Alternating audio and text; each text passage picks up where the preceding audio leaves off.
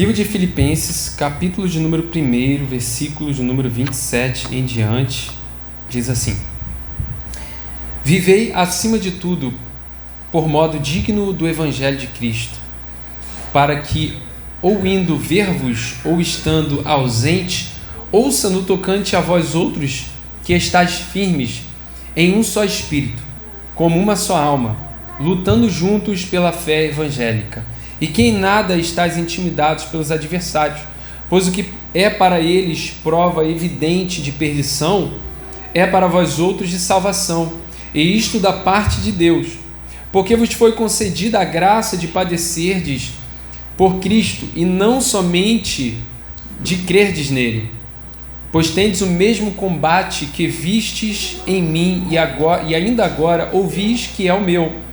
Se há, pois, alguma exortação em Cristo, alguma consolação de amor, alguma comunhão do Espírito, se há entranhados afetos e misericórdias, completai a minha alegria, de modo que penseis a mesma coisa, tenhais o mesmo amor, sejais unidos de alma, tendo o mesmo sentimento. Nada façais por partidarismo ou vanglória, mas por humildade, considerando cada um os outros superiores a si mesmo. Não tenha cada um em vista o que é propriamente seu, senão também cada qual o que é dos outros. Tende em vós o mesmo sentimento que houve também em Cristo Jesus, pois ele, subsistindo em forma de Deus, não julgou como usurpação o ser igual a Deus. Antes a si mesmo se esvaziou, assumindo a forma de servo, tornando-se em semelhança de homens, e reconhecido em figura humana, a si mesmo se humilhou, tornando-se obediente até a morte e morte de cruz, pelo que também Deus o exaltou sobremaneira. Ele deu o nome que está acima de todo nome, para que ao nome de Jesus se dobre todo o joelho, nos céus, na terra e debaixo da terra, e toda a língua confesse que Jesus Cristo é o Senhor, para a glória de Deus Pai. Senhor, obrigado pela Tua santa palavra, Senhor. Como já foi pedido aqui, Pai, mais uma vez, Senhor, peço, fala, Senhor, em nossos corações, Senhor.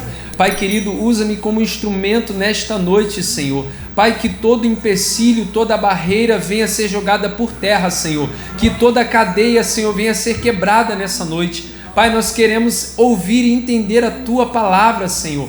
Pai, que nessa noite o Teu Santo Espírito tenha liberdade, Pai, de agir, Pai, em nossas vidas, Senhor, para a glória do Teu santo nome, em nome de Jesus. Amém. Podeis assentar, irmãos.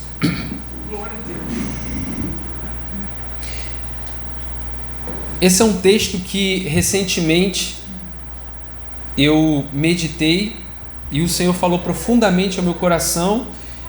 Eu já preguei essa palavra, essa mensagem lá na minha igreja. E nessa noite eu queria estar falando um pouquinho sobre esse pequeno trecho da palavra do Senhor que nós lemos.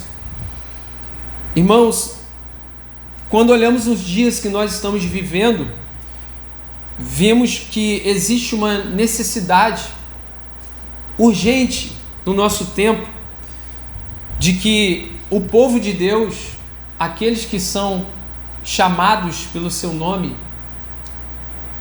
se unam como um só povo, como uma só voz, para que leve o Evangelho de Deus, leve o Evangelho de Jesus Cristo adiante. Temos visto que, apesar de sermos um povo com maior número, de adeptos, vamos dizer assim, no Brasil, a maioria cristã, mas o que nós acharíamos que seria uma evolução do Evangelho no Brasil, quando a gente olha para o cenário da nossa nação, parece que a gente está vendo o contrário, porque a violência só cresce, as pessoas se distanciam de Deus dia após dia. Vimos que na nossa nação existe uma imoralidade muito grande, e a gente se pergunta, poxa, então o que está acontecendo? Se nós somos maioria cristã no Brasil, por que o Brasil ainda é essa nação que não se rendeu aos pés do Senhor de coração. Muito disso passa por aquilo que as igrejas hoje fazem. A gente pode ver, hoje vocês têm livre acesso aí nas redes sociais, e nós podemos ver como que as igrejas são desunidas, como que o povo cristão é desunido, como que o povo cristão, cada um puxa para um lado. E o Senhor ele falou grandemente comigo sobre uma necessidade urgente de nos unirmos, de termos unidade na igreja, de termos unidade no corpo de Cristo. Essa palavra fala sobre unidade. O apóstolo Paulo, quando pregou aos crentes ali em Filipos, quando trouxe essa epístola, é interessante que ele começa agradecendo, porque os filipenses foram aqueles que ajudaram o apóstolo Paulo nas suas viagens missionárias. Então você vê que o povo daquela igreja era um povo que tinha uma certa união, mas nem por isso o apóstolo Paulo deixou de falar de unidade. E hoje, nessa noite, o Senhor quer falar conosco sobre unidade. No versículo 27, nós vamos ver que o apóstolo Paulo ele começa a falar sobre o primeiro ponto, sobre a unidade, que é a dignidade cristã. Veja lá no versículo 27, vivei acima de tudo por modo digno do Evangelho de Cristo. Vivei acima de tudo por modo digno do Evangelho de Cristo. Essa dignidade cristã, nós temos ela, mas não foi nós que conquistamos essa dignidade. A Bíblia vai nos revelar que Jesus, ele conquistou na cruz do Calvário a graça que hoje eu e você temos. E portanto a dignidade cristã, a forma santa de vivermos, não foi conquistada por nós, mas foi conquistada pelo próprio Senhor Jesus. A Bíblia diz que não foi com coisas corruptíveis desse mundo, como ouro e prata, que ele nos resgatou da nossa vã maneira de viver, mas foi com o seu precioso sangue. Isso quer dizer que a dignidade que você tem, a dignidade cristã, a forma que você vive, não foi você que adquiriu, não foram as suas próprias obras, mas sim o precioso sangue de Cristo derramado na cruz do Calvário. E é por isso que hoje nós podemos viver em santidade. Aleluia! Para termos unidade, primeiramente precisamos viver essa dignidade, viver por modo digno de um cristão, por modo digno de alguém que agora saiu do reino das trevas e agora está no reino da luz. De alguém que de fato não é mais cidadão terreno, mas cidadão do céu.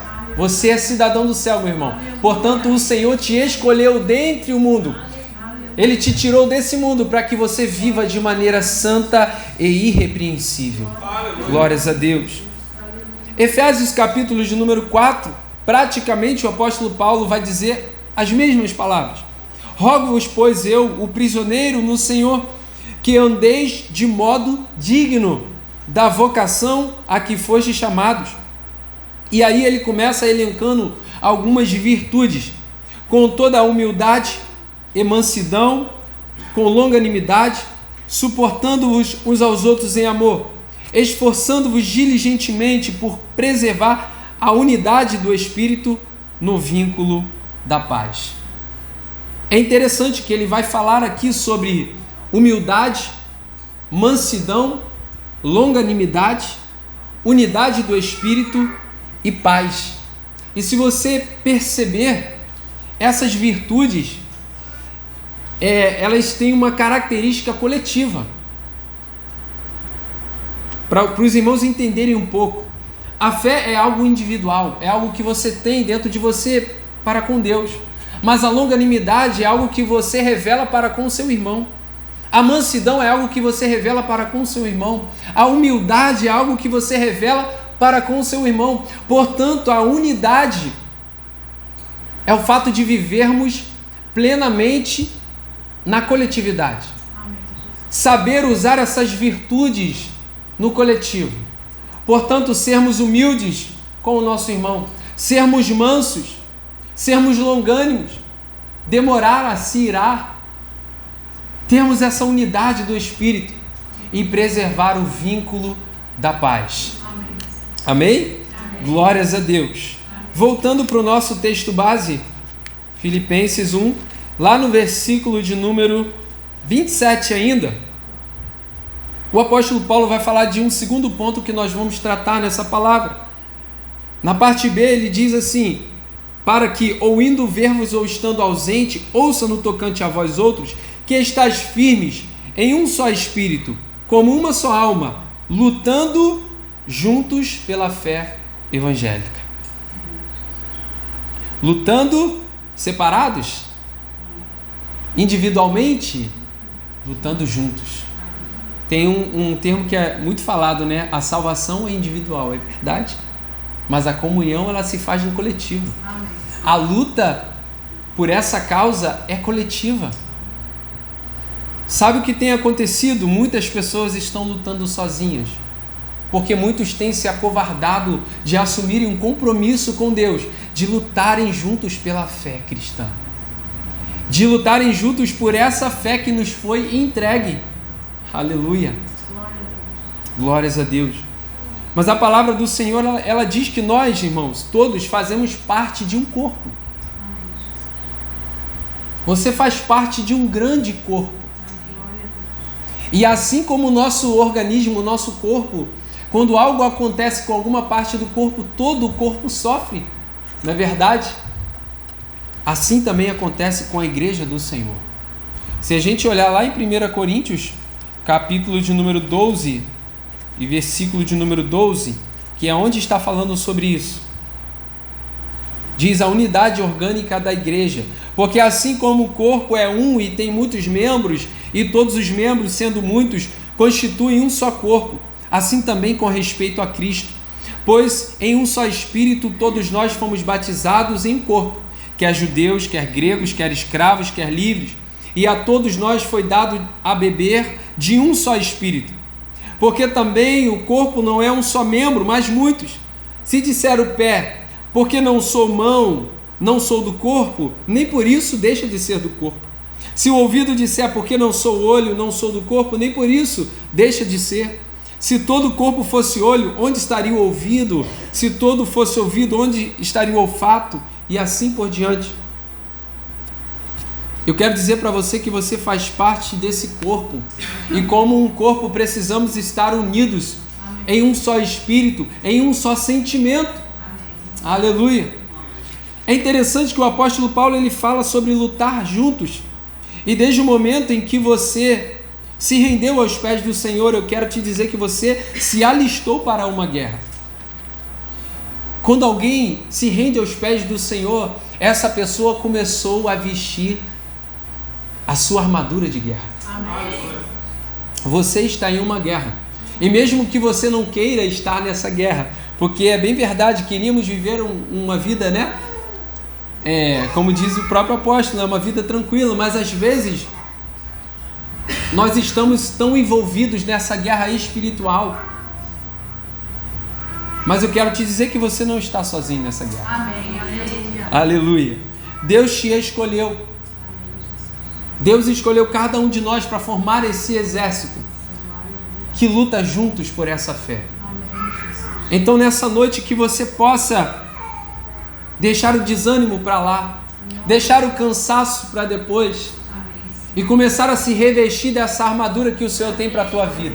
Deus tem uma armadura para te dar, meu irmão. Lá em Efésios 6 vai falar sobre o capacete da salvação, vai falar sobre o escudo da fé, vai falar sobre a couraça da justiça. Meu irmão, Deus ele quer te dar essa armadura para que você possa lutar. Aleluia. E aquele que luta no exército de Cristo não perde, porque quem comanda esse exército é o general, que é o Senhor. Aleluia! Você não está sozinho. Precisamos entender, meus irmãos, que precisamos nos unir para lutar pelo Evangelho de Cristo. E o apóstolo Paulo, ele fala algo muito importante no versículo de número 28. E que em nada estáis intimidados, não tenham medo pelos adversários, pois que o que para eles é prova evidente de perdição é para vós de salvação, isto da parte de Deus. Versículo 29, porque vos foi concedida a graça de padecerdes por Cristo, e não somente de crerdes nele. Padecer por Cristo não é um sacrifício para o apóstolo Paulo, é uma graça. Portanto, o apóstolo Paulo sofria no seu corpo, ele dizia: eu levo no meu corpo as marcas do Evangelho. Talvez no dia anterior ele estava ali sofrendo numa praça pública, apanhando às vezes sem roupa, mas no dia seguinte ele já estava pregando a palavra do Senhor, porque ele não sentia isso como um sacrifício, ele não via isso como algo penoso, pesado, mas ele entendia que sofrer por amor do Evangelho era uma graça concedida a poucos. Se você sofrer perseguição, meu irmão, exulte e alegre-se na presença do Senhor, porque você é bem-aventurado. Amém. Aleluia. Amém. Se você sofrer por causa do Evangelho, você é um privilegiado. Amém. A graça do Senhor está sobre a tua vida, meu irmão. Mas muitas das vezes nós não entendemos isso. É bem verdade, nós não entendemos isso. Quando a primeira pessoa se levanta, muitas vezes usada pelo inimigo, nós já reclamamos, nós lidamos como se estivéssemos lutando com aquela pessoa e não com as forças espirituais. Quando a primeira luta se levanta na nossa vida, nós esquecemos de que padecer com Cristo é uma graça. A Bíblia nos diz que aquele que quiser ganhar a sua vida, perdê-la-á. Mas aquele que perder a sua vida por amor de mim, encontrará. Perca a sua vida, padeça pelo nome do Senhor Jesus, porque a tua alma está guardada com Ele para aquele grande dia. Aleluia, glórias a Deus. E o terceiro ponto que nós vamos tratar aqui, e que o apóstolo Paulo fala, já está no capítulo de número 2. Se há, pois, alguma exortação em Cristo, alguma consolação de amor, alguma comunhão do Espírito, se há entranhados afetos e misericórdias, completai a minha alegria, de modo que penseis a mesma coisa, tenhais o mesmo amor, sejais unidos de alma, tendo o mesmo sentimento. Aqui estão os requisitos da unidade. Quando a gente começa a ler, ele já diz, se há. E no meio do versículo ele fala de novo, se há. É uma condição. Se existe entre vós consolação de amor, comunhão do Espírito, entranhados afetos e misericórdia, será que existe no nosso meio? Aleluia. E é interessante que ele vai dizer, olha, se existe isso, então completar a minha alegria, eu já estou alegre, se existirem essas coisas. Ficarei mais alegre ainda se vocês tiverem o mesmo amor, estiverem unidos de alma e de sentimento.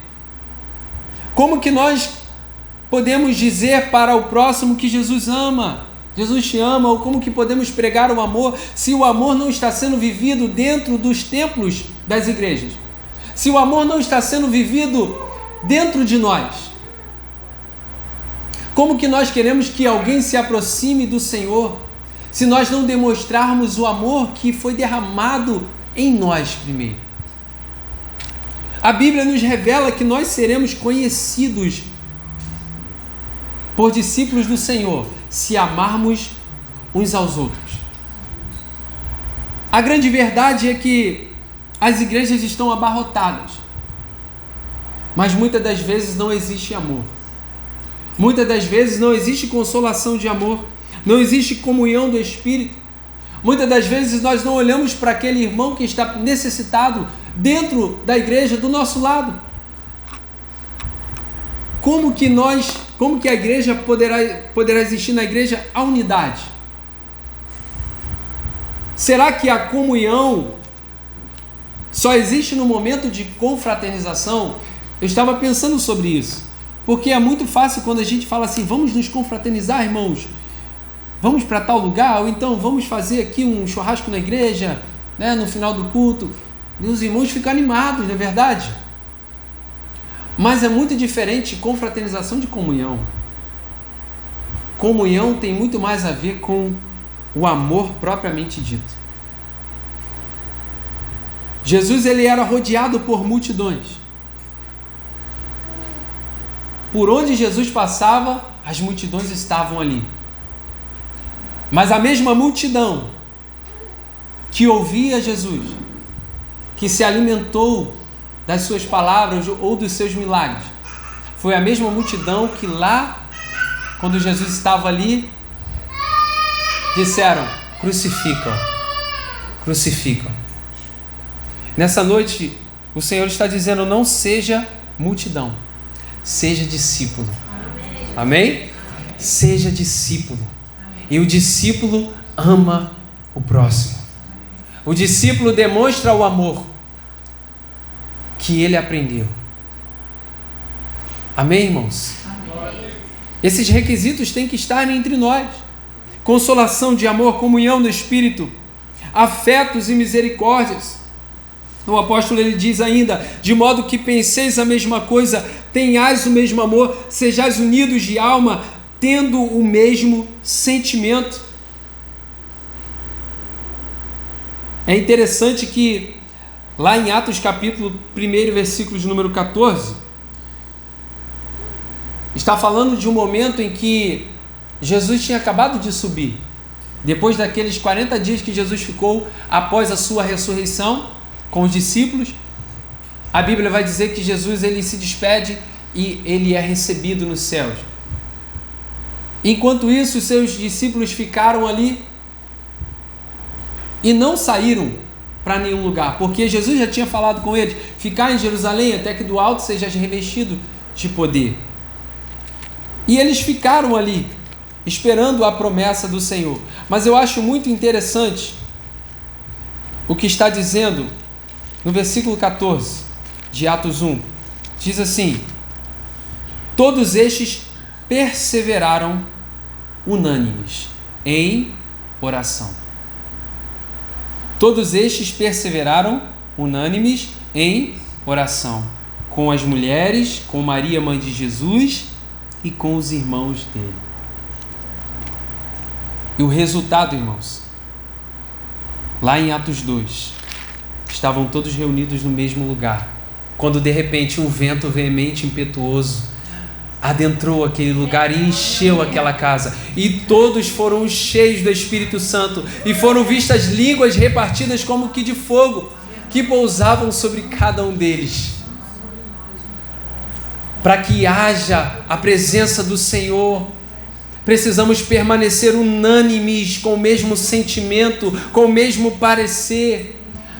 Aleluia, fazendo a obra do Senhor, fazendo a vontade dele até que ele venha. E em Atos 2, versículo 42, vai dizer que depois desse movimento, eles ainda permaneceram unidos. Está escrito aqui em cima: perseveraram na doutrina dos apóstolos, na comunhão, no partir do pão, nas orações. Em cada alma havia temor, muitos prodígios e sinais eram feitos por intermédio dos apóstolos. Todos os que creram estavam juntos e tinham tudo em comum. Vendiam as suas propriedades e bens, distribuindo o produto entre todos, à medida que alguém tinha necessidade. Diariamente perseveravam unânimes no templo, partiam pão de casa em casa e tomavam as suas refeições com alegria e singeleza de coração, louvando a Deus e contando com a simpatia de todo o povo. Enquanto isso, acrescentava-lhes o Senhor, dia a dia, os que iam sendo salvos. Amém. A gente chama de igreja primitiva, não é verdade? Mas muitas vezes nós somos a igreja primitiva, porque não vivemos como essa igreja, que estava vivendo na profundidade do Espírito. Amém. Aleluia. Que nós possamos, irmãos, ter esses requisitos, primeiro em nós, e exercê-los em coletivo, na igreja, com o nosso próximo, para que sejamos de fato unidos unidos em um só sentimento, em uma só alma, em um só espírito, lutando juntos por essa fé. Voltando lá no nosso texto base, o quarto ponto que nós vamos falar aqui, Filipenses capítulo 1, versículo agora de número 3. Perdão, Filipenses capítulo 2, versículo de número 3. Amém? Nada façais por partidarismo ou vanglória, mas por humildade, considerando cada um os outros superiores a si mesmo, não tendo cada um em vista o que é propriamente seu, senão também cada qual o que é dos outros. O quarto ponto, sejamos humildes. Sejamos humildes. Ser humilde é entender de onde nós viemos, por que nós estamos aqui. Eu quero te dizer que se você está aqui, se eu estou aqui, não é merecimento nosso, mas é porque um dia o amor de Deus foi derramado pela minha e pela sua vida. As misericórdias do Senhor se renovaram sobre a tua vida. Você acordou hoje pela manhã, aquele dia nublado, né? Aquela chuvarada, deu aquela refrescada, não é verdade? Agradeça ao Senhor. Agradeça a Ele. Ser humilde é entender quem somos no Senhor. Entender que nós não temos direito de exigir nada do Senhor. Nada. Mas muitas vezes nós achamos que temos esse direito e começamos a exigir do Senhor.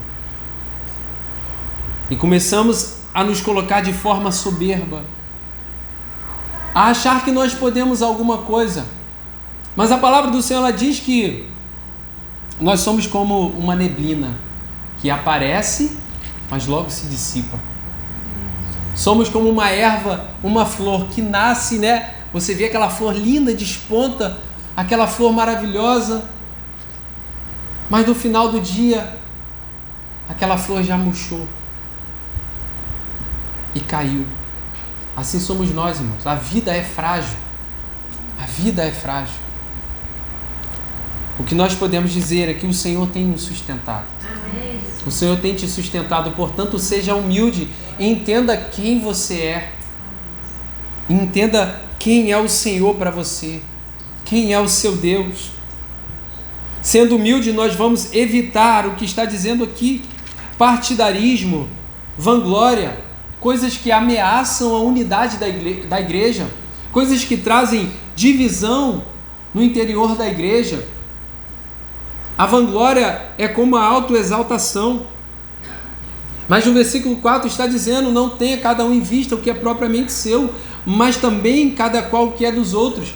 Mas é muito fácil, irmãos, porque nós só olhamos para o nosso próprio umbigo, não é verdade? Muitas das vezes nós só olhamos para aquilo que nós queremos conquistar. O mundo hoje é uma corrida atrás das conquistas. E aquilo que você olha, você deseja, você ambiciona. Não é assim? As pessoas nunca estão satisfeitas com aquilo que elas já têm, que elas já possuem, que o Senhor já deu. Elas sempre querem mais. Elas nunca estão olhando para aquele que realmente está necessitado. Eu não falo isso para os irmãos aqui como se estivesse machucando os irmãos, mas falo isso porque o Senhor está falando comigo também. Porque é muito fácil olhar para nós mesmos. Mas nessa noite, irmãos, o Senhor nos chama a essa responsabilidade. Vamos olhar para o nosso próximo. Vamos olhar para aquele que realmente precisa de nós. Vamos olhar para aquele irmão que às vezes está na nossa igreja, do nosso lado, que muitas vezes não tem coragem de dizer, mas ele está precisando talvez de uma palavra, talvez não é um mantimento, mas é uma palavra, é um abraço. Deus também quer te usar, meu irmão. Para isso precisamos ser humildes. Quinto e último ponto, e mais lindo de todos: Cristo é o nosso maior exemplo. Amém? Cristo é o nosso maior exemplo. Tende em vós o mesmo sentimento que houve também em Cristo Jesus, pois ele, subsistindo em forma de Deus, não julgou como usurpação o ser igual a Deus. Antes a si mesmo se esvaziou, assumindo a forma de servo, tornando-se em semelhança de homens, e reconhecido em figura humana, a si mesmo se humilhou, tornando-se obediente até a morte e morte de cruz. Jesus poderia chegar aqui e falar assim: eu sou Deus também, né? Tenho poder, posso usar esse poder. Mas tudo o que Jesus fazia, a glória era do Pai. Amém. Bom mestre? Não. Bom, só o Pai. E quando ele ressuscitou Lázaro, Senhor, para que eles creiam que o Senhor me enviou. Tudo o que o Senhor fazia, tudo o que Jesus fazia, ele devia a glória a Deus. Ele não quis ser igual a Deus, mas a si mesmo se esvaziou. Muitas das vezes, irmãos, nós estamos cheios. Sabe por que nós não recebemos muitas palavras? E às vezes, com aquele culto maravilhoso, que palavra! Mas quando saímos da porta para fora, não lembramos, parece que nem participamos do culto. É porque muitas vezes nós estamos tão cheios de nós mesmos que não tem espaço para Deus. Estamos tão cheios de ego, de vontades, que não existe espaço para Deus no nosso coração. Portanto, assim como Jesus se esvaziou, se esvazie de você mesmo nessa noite. Que possamos nos esvaziar de nós mesmos, nos esvaziar do nosso ego, da nossa vontade, no nosso querer, e seguir a vontade do Pai. Entregar de fato a nossa vida totalmente ao Senhor. Assumir a forma de servos. Assuma a forma de servo.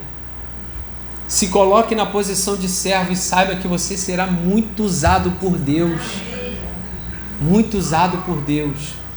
Deus gosta de pessoas que se colocam, se dispõem, dizem: Senhor, eis-me aqui, eu sou teu servo, envia-me, usa-me. Aleluia! Jesus, ele falou: se creres em mim, farás obras maiores do que as que eu fiz.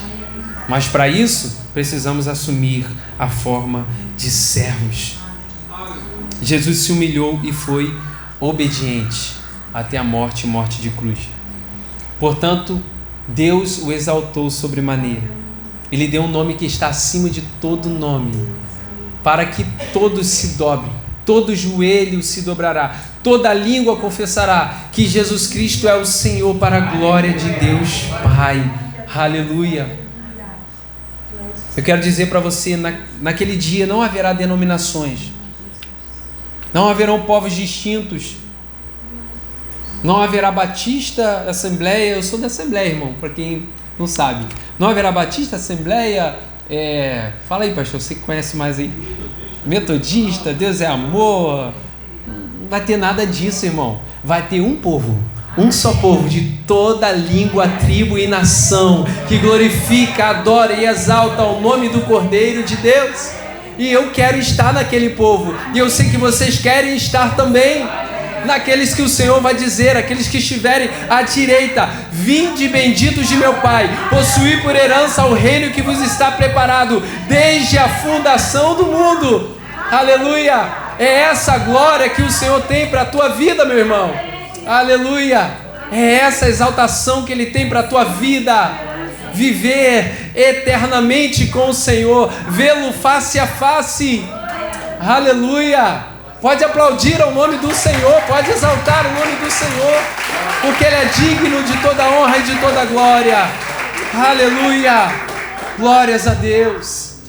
Vivamos em unidade, vivamos em comunhão uns com os outros, em nome de Jesus.